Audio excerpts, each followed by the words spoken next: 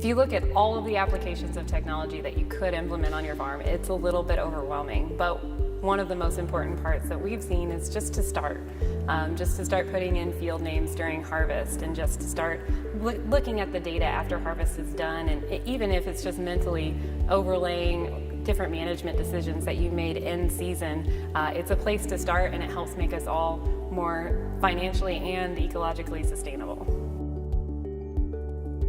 In season, we utilize drone technology and fly over our fields, first to see if there's any visual differences that we can see with the way that the beans are emerging, or if the photosynthesis is happening at an uneven rate. And we also use the NDVI to monitor that. At that point, we use that data to then go out and physically take a plant tissue sample, and we take that to the lab where we can look at the entire spectrum of plant essential nutrients. And at that point, we can still do side dressing application to the soybeans and make sure our yields are not damaged by any nutrients that they were not able to take up at the early stages.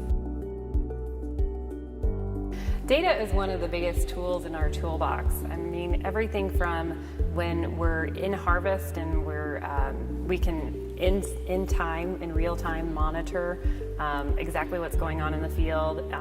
That's kind of making things click for us as we recall what happened during the growing season of, we had a little bit more moisture here, they had wet feet on the beans, or we had more compaction. We can kind of feel it when we're in the combine.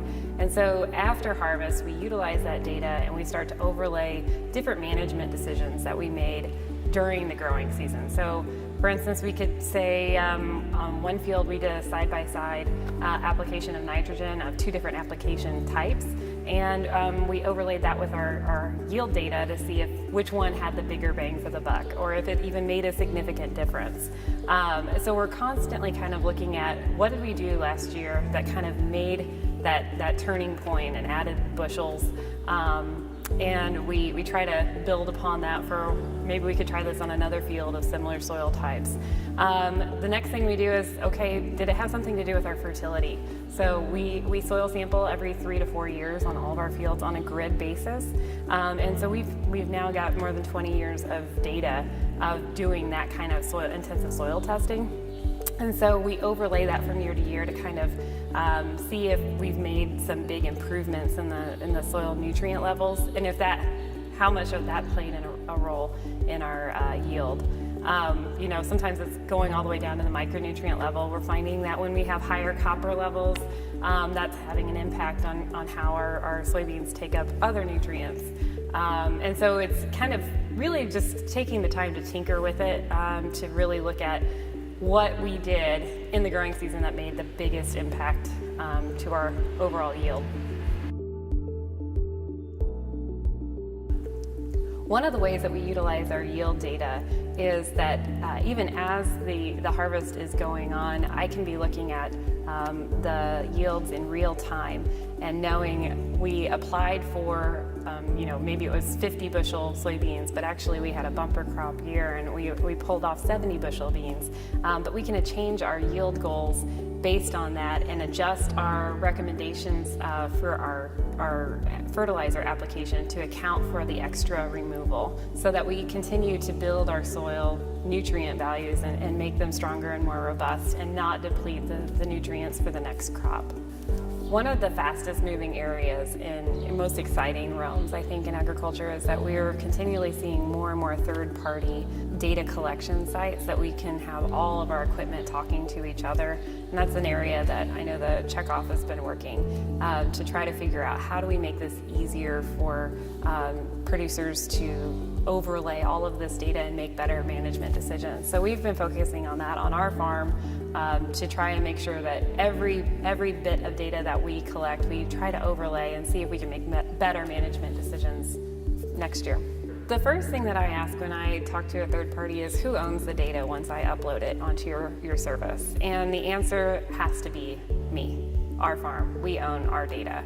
And that's been very important to us, and I think that's important to a lot of farmers that I work with, is making sure that our data is used to make better decisions on our farm and that we get to choose to share that with whoever we want. There's so much potential to make better decisions that we have to make sure that that line is established. One of the resources that we utilize the most is just talking with other farmers. So we try really hard in our off season to attend meetings, to kind of stay up on the literature. We attend field days from our land-grant universities and look at the latest research. We really like the third-party comparisons of different companies and different products. We feel like we can make better decisions on our land and our ground when it's been tried in different parts of the state, and especially locally. And so we can kind of compare. They have a similar soil type that we do. It worked on their ground. Maybe it might work. And so then we always kind of start out at a walk. We don't want to make too drastic of changes. And so that's one of the advantages of talking with our neighbors, talking with other folks at meetings, and especially reading different farm magazines and Beyond the Bean, but getting some feedback from other producers of how things are working in their area.